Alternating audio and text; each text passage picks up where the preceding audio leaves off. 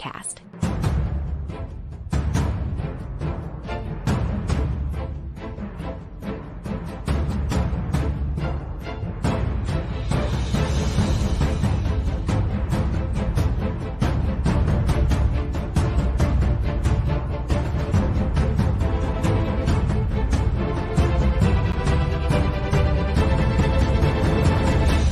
And here's your host, John Chapman. What is going on, faithful? Oh my gosh, man. We are in first place, which is great. And the whole purpose of this episode is to dive into the grades that have come up for the 49ers and try to figure who played well, who played maybe not so well, who's showing, a lot of improvement, things like that. Just finished over on our Patreon going through the first half of the offensive film breakdown, which, man, so many positives that came through. Obviously, we're going to talk some Jimmy Garoppolo and Trey Lance and injury. We're going to hear from Kyle Shanahan, all those different things. Do want to say shout out to all of the Countdown crew coming through early. I freaking love it. What's up, Josh? How you doing, man? Always glad to see you in the chat, man. And so, yeah, we've all slept since things have gone down. And yeah, some people are handling it okay. Some people are struggling. By my DMs and emails. Oh my gosh, I'm serious, man. I need to go back and get my therapy license for some people.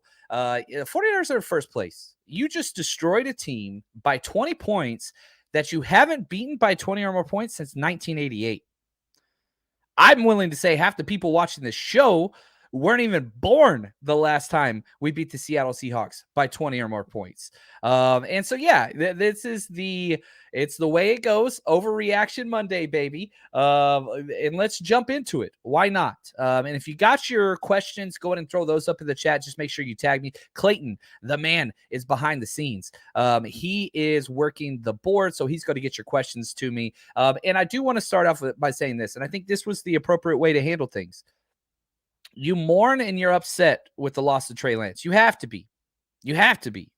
Good news came out from Tom Pelissero today. It is not a compound fracture. He is having surgery as we speak on the ankle. That's great news. The fact that, one, you were able to go in and have surgery right away. You didn't have to wait for swelling to go down. So that means the muscle tissue and all that stuff surrounding the issue that you're having surgery with isn't crazy inflamed. So that's great news. Two, not a compound fracture. So it's not in the realm of the Dak Prescott injury. That's great news. I'm sure there's probably some complications or negative stuff. We'll have to wait and see when that comes out.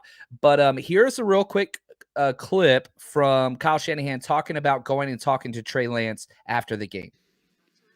Yes. Yeah. He's doing as good as you can. When I went out and saw him, he was just asking me about a couple of the plays before. Asked about some of his reads and stuff. So it's the type of kid he is, and I'm hurting for him. So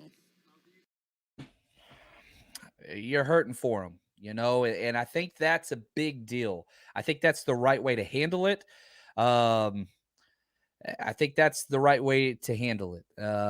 It's you hurt for him and you're upset. Now, a lot of the questions that I've been getting are, man, what does the future for the 49ers look like? It looks like drama. I'm just going to be honest. It's going to be so much drama. It doesn't stop. It literally just gets told over to next year, just like contracts do when players, get injured. That's what's going to happen. So we got Jimmy Garoppolo for this year, and that's great. The 49ers front office handled that very, very well. Would you rather have a second-round pick and have Brock Purdy started, or would you rather have Jimmy Garoppolo? I think we all know the answer to that.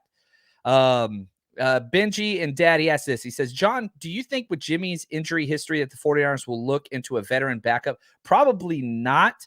It's going to be Jimmy Garoppolo and Brock Purdy. They're pretty sold on Brock Purdy, so much so they let Nate Sudfeld walk. Somebody like Kurt Benkert, who was in for a tryout last week, something like that. They're going to bring somebody into the practice squad. There's not a lot out there, but I do expect that transaction to take place Tuesday. They're going to be bringing somebody in. Kyle said as much. Marcus says, let Jimmy cook. So you got Jimmy Garoppolo this year. He has a clause that says no franchise tag. Jimmy's leaving. I don't care if he wins the Super Bowl. Jimmy is walking out that door and collecting a paycheck. And so where are we next year? Well, guess what? We're going to be right back where we were. Trey Lance coming in, all the drama, national media, all the freaking, I don't want to go that route, but it's going to be bad. All the people that Trey Lance slept with their daughter, shout out to Colin Cowherd. I'll tag him on this and why he has changed his position so drastically. He deserves all that Colin does. What a piece of trash. Bragging about a kid getting hurt. Dude, that ain't it, boss. Dude, absolute scum of the earth.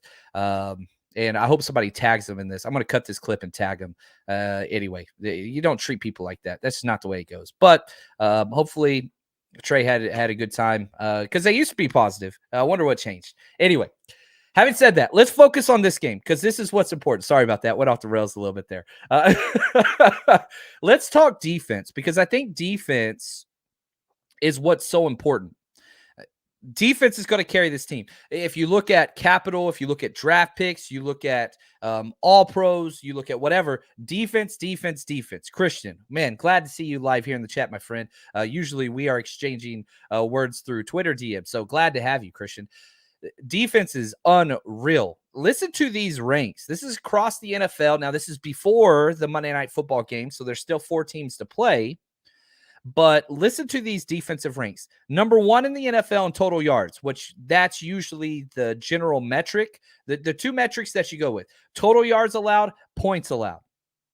49ers are first. They've allowed the fewest total yards through 2 games. The fewest first downs through 2 games. The fewest passing yards. The fewest yards per rush attempt. Second fewest rushing yards total. 4th in points allowed. So again, the 2 metrics is first and total yards allowed, 4th in total points allowed. No way you splice this. 49ers are dominant. They're a top 1 or 2 defense right now, period. And they're going to have to stay that way. There's most teams, I think that this is key, okay? Kyle Juszczyk said this yesterday. I thought it was awesome. I think it just says a lot about the type of people that we have on this team, the type of people that Kyle and John have brought in, through this whole circus of Trey and Jimmy this whole summer. I feel like everyone has just handled it so well. And same thing when, guys go down and people step up, with George out and the other tight end stepping up, Ross Dwelly having an incredible day. With Ty and Jeff Wilson having a good day on the ground today with Elijah out, man. It really does say a lot about this team and how resilient we are and how confident we are in the guys that, get called up when they have the opportunity. How many teams can blow out a rival opponent when they lose their starting quarterback and starting running back? I don't think a lot of teams can boast that claim. Now, why can the 49ers do that? It's because they have predicated their entire roster around strong defensive line play, playmakers on the offensive side, and then you supplement that. And yeah, you took a huge home run swing on Trey Lance, and it hasn't panned out yet. We'll have to wait and see. We got to wait. Kid's only 22. That's best news. Josh asked, did Teray get any snaps? No, he was a healthy scratch. He was inactive. So he is on the active roster. And there were no D-line injuries that were reported, so we're fine there. The only 2 injuries that have come about so far, Trey Lance, obviously, and Tyler Kroft, his knee. But I can tell you this, George Kittle's coming back. He almost played this week. So I think that's important there. Now, if we look at the Pro Football Focus numbers, yeah, it was pretty obvious. Almost everybody scored positively. The top players, Nick Bosa was crazy good. He had the highest score, 89.6. 90 and above is all-pro elite level. 7 pressures, 2 sacks, 3 more quarterback hits, 2 hurries, 2 tackles, 3 solo run stops. Bosa was everywhere. He played 36 out of 49 snaps, and I think that's kind of key. Seattle couldn't extend drives. They were 2 of 7 on third downs. Plus the interceptions, plus the muff punt. They just didn't have a lot of chances. And so when you only get 49 offensive snaps, you're keeping your studs out there. Nick Bosa only missed 13 plays. He was elite. Charles Omenihu, oh my gosh. Charles Omenihu was awesome. Charles Minihue played great. He played 28 snaps. He was the second highest rated player. 80.4 was his total grade. 3 pressures, 2 quarterback hits. He was all over the place. Did have a missed tackle, but there was one drive. It was in the third quarter, which was the same time. And again, this narrative is very important to me. Week 1 versus week 2. What happened week 1? What was corrected week 2? The defense fell down and gave up 3 straight scoring drives in the third and fourth quarter versus the Bears. 3 straight. That same point in time, right after the block kick returned for a touchdown, where it felt similar, it was like, we've dominated the whole game, but now Seattle's got some juice. That same point, Charles Omenihu went out there in 3 straight plays, had pressures on the quarterback. A paramount drive. One of the, I tweeted out, like, this drive is everything. And the defense held them to 3 and out, as to opposed to 3 and out plus a penalty, then a busted coverage, then a touchdown. That's what happened week 1. Week 2, 3 and out, done. And it was 3 straight plays that were credited to Charles Omenihu. Now, I think the defense MVP so far this season, he came in third. Talanoa Hufanga, golly, man. Finished with a 79.9 grade, had 1 pressure, 6 tackles, 2 solo run stops. He did have 1 missed tackle. He was targeted 3 times, allowed 1 catch for 9 yards. That's it. He had 2 pass breakups. Talanoa Hufanga has already had 4 pass breakups and an interception in 2 games. That's unreal. It's unheard of. Yeah, look at David. As I said it, right? Hufanga looks unreal. You're talking defensive player of the year type caliber performance through 2 games. Is he going to win defensive player of the year? No. If he continues this and puts up 17 games like this, he'll be in the conversation. But he's playing at an ungodly pace. Now, you look at Hufanga and you say, all right, you've seen it once, you've seen it twice.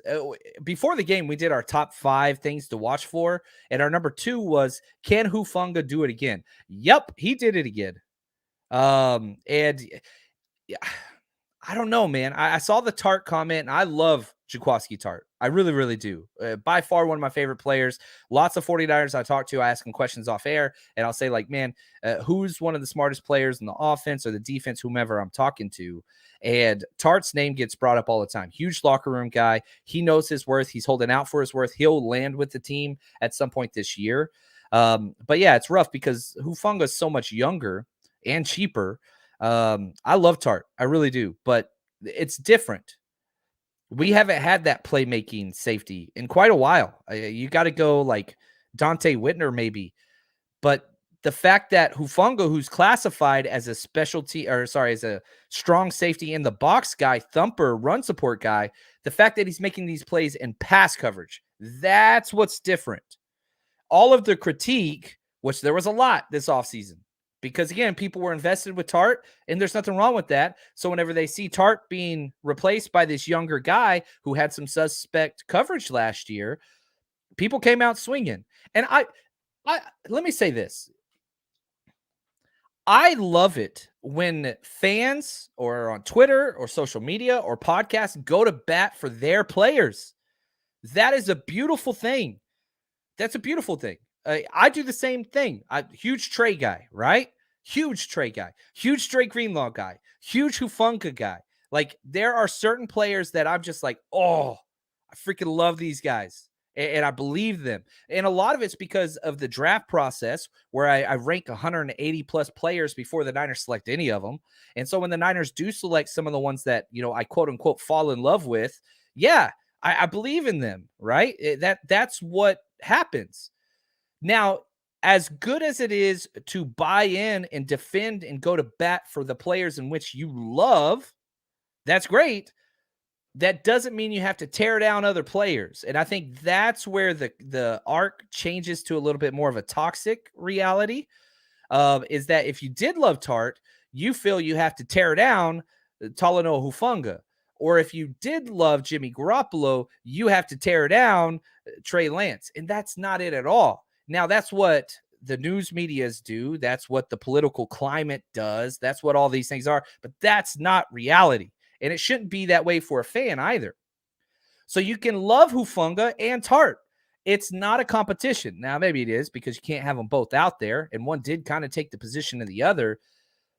But being able to look at this and saying, okay, I was all the way out on Hufanga. He had questionable coverage, but you watch those 2 games. How the hell could you not be totally backing this kid? But that's just not what happens on social media. And that's a negative for social media. And the same thing could be, say, for Dre Greenlaw, right? People were hardcore Dre Greenlaw or hardcore Aziz. Both are correct. They're both incredible. And if you like Aziz more than Dre, there's nothing wrong with that. They are completely different players, different body types, different strengths, different weaknesses. But what I can tell you, without a doubt, the 49ers unequivocally have chosen Dre Greenlaw. So much so, they paid him a 2-year extension. They paid him top dollar money.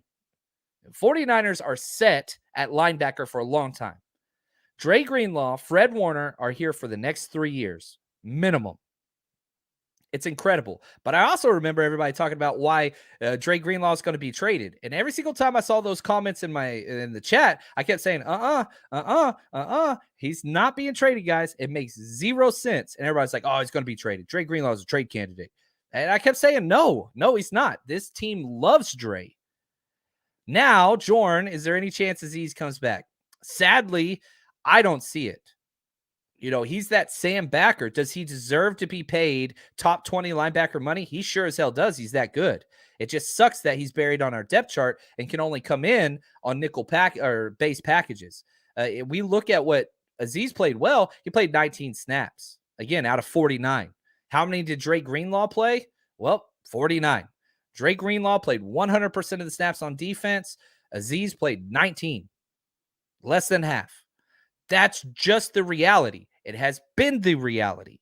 It has not changed. The 49ers have not wavered. When Dre was injured, Aziz took his spot. When Fred Warner gets injured, Aziz takes his spot. But Greenlaw stays at that will backer. That's not changing. And it's not going to change. And I wish you could keep all 3 of them, but there is no way you can pay Aziz what he deserves and tell him, hey, by the way, you're only going to be playing a third of the snaps moving forward, and we're going to have to pay you a little bit less. That's not fair to him, and I don't want that for him. I want to see Aziz would be the starting number 1 linebacker on at least 10 teams in the NFL, at least, and he deserves that. Now, he also deserves the 49ers who have cultivated and developed and believed in him when other teams didn't. Brownman is an undrafted free agent. That dude needs to go get paid. My guess, he's going to make $6 to $7 million somewhere else and start, and the 49ers will get a compensation pick for it. Who's the loser in that? Nobody.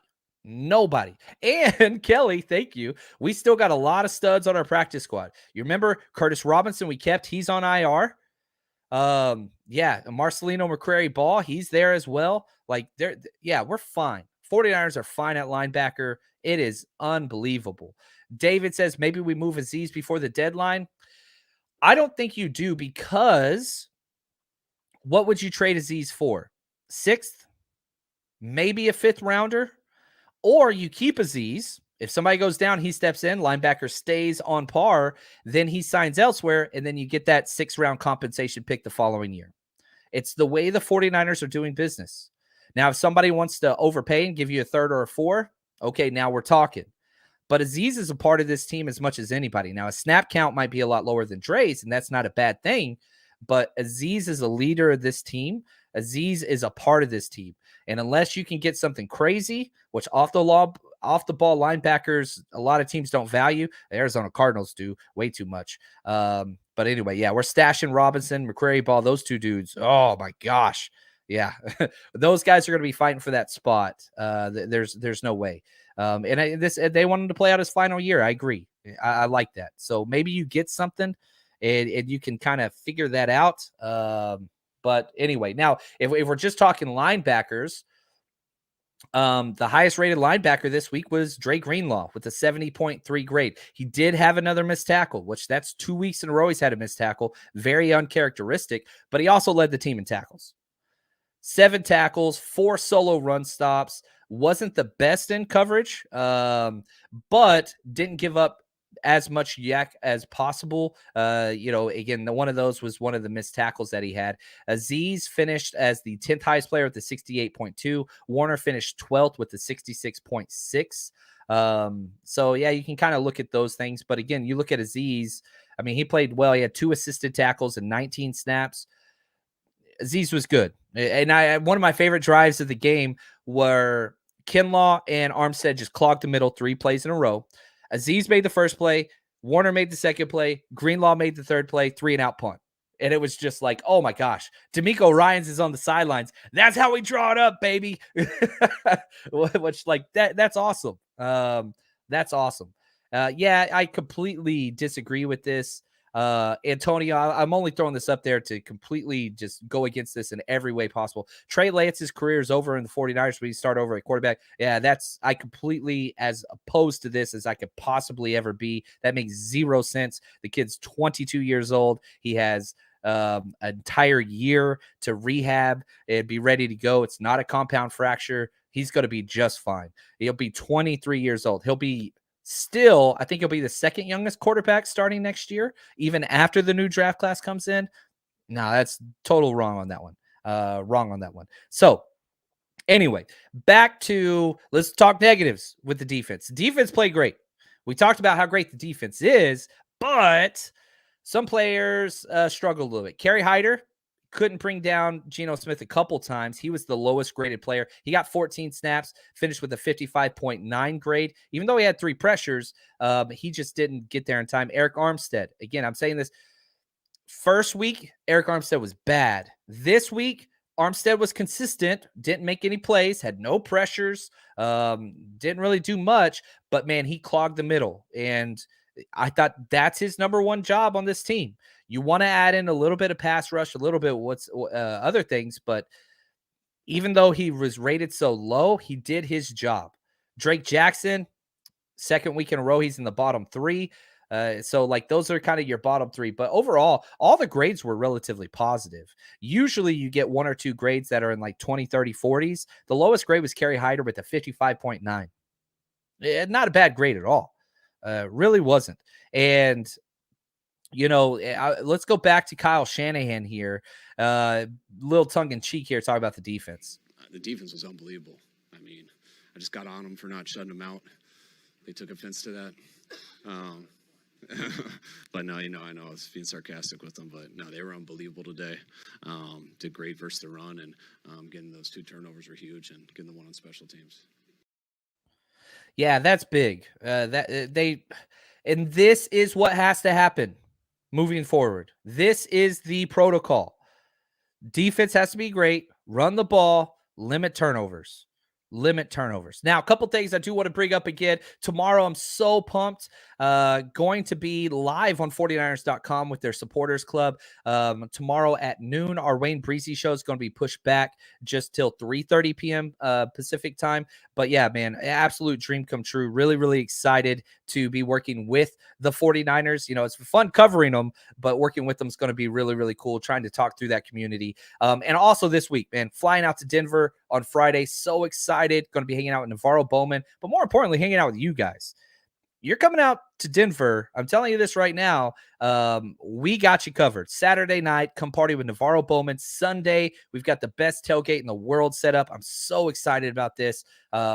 Walking to the stadium together as a giant party, going to be incredible. 49ers rushroadtrip.com. If you're not going and you know some friends that are going, please share that information. Thank you, David. Appreciate the kind words, my friend. But yeah, and we're going everywhere. So we had some issues with the Mexico City trip just on the site. It was sold out. We got more things because what's happening is for the Mexico City trip, we're bringing charter buses everywhere. So when we sold those out, now we had to get more charter buses. So I'm making sure that we got everybody covered that gets their tickets. And so we're going to have to see that. What's up, Ramley? We got Rams in the house. He says the early goings on in 2022, it's so crazy. Whether it's the Rams game, which was crazy, week 1 to week 2, or the Cardinals, probably there were so many great comebacks yesterday. It was unbelievable. The Cardinals, the Jets, the Dolphins. It's crazy, man. It is absolutely crazy. So Kelly says, man, what is the big topic on tomorrow's show? I've got a couple meetings with them. We're doing some pre-show planning. And again, the whole thing, and I think a big reason why they reached out to me, I think the 49ers are trying to develop quality fans, which we have the greatest fan base in the NFL. I'd say us, the Steelers, there's a couple like really good ones out there. We travel so well, but there's a lot of people pushing positive, wonderful experiences, right? That's what we're about, bringing people together. And I think that's why they reached out to me. And so, yeah, trying to bracket this conversation, which is rough and it's a toxic environment around positivity and community building. I think that's probably what that is. So, yeah, we're going to talk a lot of Jimmy Garoppolo. We're going to talk 2022 outlook, which is really, really important, what some expectations are, but also long term. I'm sorry. I'm one of those people. I still think that Trey Lance is going to have every opportunity to have this team moving forward. It just makes too much sense to me. Just makes too much sense to me. So let's flip the script, baby. Let's go to the offense. The 49ers kind of had their way. There's no doubt about it. Now, if we look at the big picture, step back, where are the 49ers offensive ranks amongst the other 32 teams? Again, this is before Monday Night Football. We're recording this, so really it's 28 teams. Here's where they rank, at least the top of them. First in rush attempts, which is Kyle Shanahan's thing. We're averaging 41 rush attempts per game. That's crazy. Third in rushing touchdowns, fourth in rushing yards, sixth in interceptions, only throwing one interception. Control the ball on the ground, long plays, long drives, and don't turn the ball over. It's not a surprise. If you've ever watched Daddy or Son Shanahan, that's just the way it is. That's just the way it is. Now, if we look at these individual performances, man, and again, like I said, Patreon, first half's already up on the offense. I loaded that right before I went live with you guys this morning. As soon as the film came up, I was like, let's go. And after I finish this, I'm going to do a whole nother thing over there. Aaron Banks, number 1 rated player, baby. He has been positive back-to-back weeks. 77.7 grade was just incredible. Played really well. A lot of highlight reel type blocks, which that's new for Banks. That is incredible. Deebo Samuel came in second, 73.3. Trent Williams, 73.3. Jeff Wilson Jr., all right, 72.5. I thought he played well. I really did. I didn't think he was great. I thought he was really, really serviceable. And exactly what Jeff Wilson does. Like, if you keep getting that, great. You do need to supplement it, though, with Deebo and with Ty Davis-Price. I was very disappointed that Jordan Mason didn't get any snaps. Man, you were up so many points late in the fourth. Why not go put Jordan Mason in, let him get some work? I just didn't get it. Why are you still running Jeff Wilson, who had so much work in the game? Like, again, if you want to talk criticisms, which are fine, you should criticize your team. There's a big difference between criticizing your team and try to say you should fire a coach that was just in the NFC Championship last year. That's just asinine, in my opinion, but that's okay.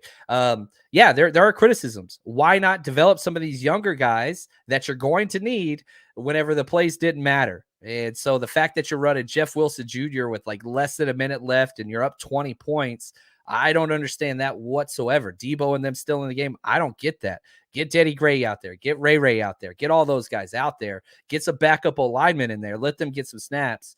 But, hey, man, that's their prerogative. Ayuk finished 5th. McGlinchey 6th. Jimmy Garoppolo was 7th with a 66.5 grade. We'll get into his stuff just a little bit more. Juwan Jennings I got to talk about. Juwan Jennings was unreal. Jumped off film. So what is Pro Football Focus, right? It brings an analytical snapshot to what happened repeatedly, okay? Because, again, there's 76 snaps on offense. This grades out every single one of them. So if you're looking for the highlight or the low light, PFF, that's probably not going to show up on there. But this shows the consistent nature of those 70-plus snaps. And let me tell you this. Juwan Jennings played 35 snaps out of 76. Run blocking, dude was bullying people. They put him a couple plays into the Kittle role. He was doing Kittle's backside samurai blocks where he goes and takes on a defensive end, or he does the kick out block. Everything's flowing to the right. He goes against the grain, and he was freaking owning people. You saw the fight at the end of the game between him and Diggs. He almost drew a penalty against Diggs. It wouldn't have been against him. Dude, he had an 89.1 blocking grade. To put that into perspective, the next highest grade was Trent Williams with a 72.4. Dude scored a 17 point, I'm smart, higher grade than freaking Trent Williams. Run block, and Trent Williams was great.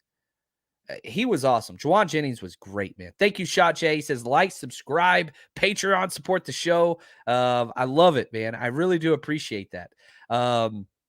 And I'll say this. The running game was everything. Listen to Shanahan talk about running the ball 45 times. We always want to run the ball. We definitely didn't have a goal of 45, but usually that means some good things are happening. That means your defense is playing well. It means you're controlling the clock, and it usually means you're doing all right on third down. And that is exactly what took place.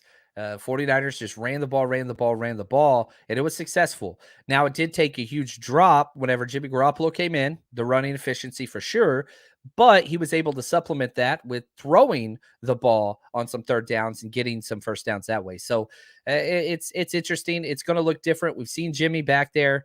We know what it takes to win with Jimmy. Defense has to be great. Running game. Now, we are going to play against some teams that are going to do that 6-man bear front and force Jimmy to beat them through the air, which we saw, I think, 4 straight weeks. Week 17, week 18, wild card, division round. Like, we saw it during those times. We're going to see it again. We are going to see it again, especially when we play the Rams. Make Jimmy G beat you. That's the new way to stop the 49ers, and he's going to have to prove it. He's going to have to prove it. Now, when all those things happened, he had the injured hand and the shoulder and all that stuff. We'll see here. We'll see. He's got some time. Hopefully he can answer that call. I'm happy Jimmy Garoppolo is our quarterback. I hate that Trey Lance is hurt, but I like Jimmy. I love Jimmy. Now, worst graded players, and I thought this was a little alarming. Tyler Kroft was the lowest rated player. He got injured as well. Not sure what the long-term issue is with that. It was a knee issue. But Kyle Juszczyk and Jake Brendel, back-to-back weeks, bottom 3 graded players. And Juice made some good plays, but man, he made some bad plays as well just in the first half. Jake Brendel, he's either great or bad. He's the opposite of consistent, and that bothers me. It really, really does. Now, before we jump into some more stuff, some more detailed approaches, real quick word from our sponsor. While the Chargers and Chiefs prepare to battle for the AFC West on Thursday night, prepare for your winning season at MyBookie. Some like to bet to earn, some want to bet to make it more exciting. Either way, MyBookie gives you the most for your money with a double deposit bonus. It's quick. If you put in $250 deposit, you get $500 in your account instantly, and you can use your funds to bet on as many games, contests, props as you want. All you have to do to claim your bonus, head to mybookie.ag and use promo code 49ERS. That's 49ers, designed to add more excitement to the games and the sports you love. It's only week 2 of the NFL season, which means there's still plenty of time to get in on the action. So don't miss out. Head to mybookie.ag and use promo code 49ERS. All right. So if we look at just pressures allowed from the offensive line, such a clean game. 0 sacks. Again, there was a sack, but that was a extra blitzer that came, so it's not attributed to the offensive lineman. 0 quarterback hits allowed. 2 pressures. The 2 pressures, one was by Trent Williams, one by Aaron Banks. Spencer Burford keeps coming out clean.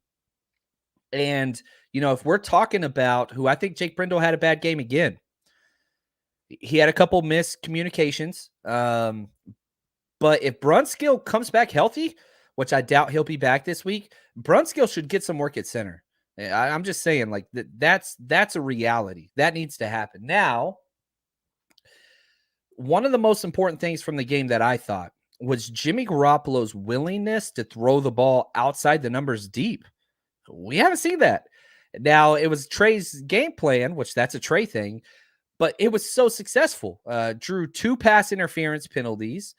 And, he didn't complete any pass over 20 yards, but he did draw 1 penalty. And it flexes the defense back. So I'm hoping maybe Jimmy Garoppolo's shoulder is healthy, Kyle Shanahan will trust him to air it out, and you don't have to go to just Jimmy Garoppolo throwing it just between the numbers, 10 to 15 yards.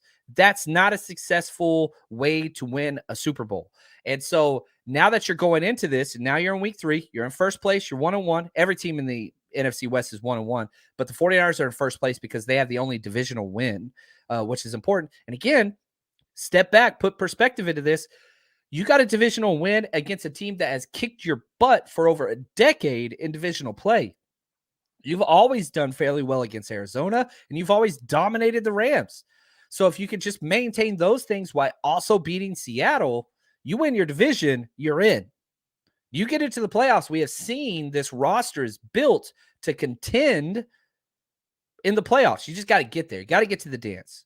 So 49ers are in great position. I'm excited about that. But you got, again, squishy banana. Kyle needs to trust his quarterbacks. Yes, you got to trust Jimmy. Let him be salty. Let him talk trash. I don't know if I don't have this clip up right now. But yeah, he was a little salty. Like he even said, yeah, I was just kind of out there winging it, reminding me of 2017. We didn't really have the game plan and all these different things we were trying to do. I was just out there throwing the ball. Let Jimmy cook. Is that an actual thing? Oh, I feel gross just saying that. I love this from SC Wirus. Oh, S Cyrus. There we go. Love that take on Jimmy G. He's got something to prove and hope he stays aggressive. Yes, salty freaking Jimmy is a great thing for the 49ers. It really, really is. And I hope that's just his attitude. Because when was the last time we saw Jimmy play elite level football? It was those 5 weeks, the 2017 season, right? When it was the last year of his contract, he was playing for his future. He went out there and just cut people up. Maybe he's back now. He came out week 3 versus the Chiefs, tore his ACL that next year. Myself and a lot of other people would argue, never looked the same. Quit stepping into his throws at that point, and it was just all just kind of arm whatever. But if his shoulder is healthy and if he's finally healthy and recovered, man, let him do this stuff, man. Chip on the shoulder, playing for a contract. That's a great thing. A lot of people were talking about the incentives that he took a huge pay cut, but he put it all in incentives. And guess what? He's going to get it all back. And I hope Jimmy gets every damn penny, because if he does, that's best for the 49ers. That's best for this season. It's best for the team, the fans. It's best for him. I love to see people get paid. Now, Jimmy's been paid a lot. And hey, man, go get your money, because the better Jimmy plays, obviously, the better it is for the 49ers. But the more money he signs for, again, huge compensation pick for the 49ers coming back, whether that's a 3rd or a 4th round pick, or if he plays bad, it's going to be a 5th round pick. But again, keep getting those thirds. Keep getting those thirds. Anyway, I'm pumped, man. It's not the it's not the way we wanted it to go. There's no doubt about it. Nobody wanted to be where we are right now. And if you did, stop listening to this show, man. This is probably not the place for you. But you got to be happy with where we are. You feel for Trey. I'm the biggest Trey Lance guy out there. You feel for Trey. But the 49ers are in good hands. And all the people that were saying they botched the Jimmy G situation and all that stuff, just completely wrong. Anyway, before we jump out of here, Clayton, do we have anything else that we have missed, my friend? If we did, let's get that thrown up here. What's up, Clayton? How are we doing? Absolutely. Oh, we're doing fantastic, John. I just got a tweet in here from Kylan Mills. She writes, the 49ers say Trey Lance underwent a successful surgery on his right ankle this morning at Stanford Hospital. He's got 2 injuries that had to be repaired, a fibula fracture and ligament tears. He is expected to make a full recovery before next year. So here's the thing about that terminology. A fibula fracture means it's not compound, the clean break, right? So whenever you saw the whole DAC thing and the legs just like, that's what that is, because that took place higher up. That was the fibula and tibula. That's what's called the compound fracture. I know this because I had one. And so the ligament damage, this is the ankle dislocation, right? So the ankle, that's combined by ligaments on all the sides. I don't want to get into all of that, but that's the issue. So you have to repair the ligaments and the fractured fibula. Fractured is key there. which again, there is nothing from that. Now, surgeries and medical procedures obviously can go askew, but there is nothing from this that would make it believe to be like a serious, long-term issue. It just does not, just based on the terminology that's been released. They're obviously not going to release all the details, but this doesn't seem to be the biggest, whatever. This isn't Alex Smith. This isn't a Dak Prescott. It's not even in those tiers because it was a fractured fibula, not a snapped, and not the tibia wasn't even involved. It's lower on the leg. So more good news for Trey Lance. More good news for Trey Lance. So Clayton, anything else we missed, my friend? I think we hit everything, John. What do you say we wrap this thing up? I like it, man. I'm going to head over to Patreon. I'm going to do some more breakdowns over there. We got to get through a lot of film. We've got a whole bunch of stuff. Oh, also, man, I didn't even load the picture. We do a monthly Zoom hangout. We do 2 of them. But I thought it was time to do one this week. So Wednesday night, 5 p.m. Pacific time, we're going to be doing a Zoom hangout over on Patreon. And if you haven't joined that yet, come check it out. Strongly, it's Jerry Rice tier and above. So come sign up, check it out, join us. You got the Zoom links already been posted over there, and we're just going to sit and talk, and we're just going to have a session. People can get stuff off their chest, be heard. We can talk, we can argue a little bit. Trust me, it's one of the best hours of the month. It's incredible. And just come check it out. You don't like it, then you can cancel afterwards. But I promise you, it's probably not going to happen. So thank you, Shaair. Like, subscribe, Patreon, all those things. But until next time, I want to say thank you to Clayton, our executive producers, James W., 49ers George 365, always there. Clayton, you are the man. Thank you, my friend. And until next time, stay strong, faithful.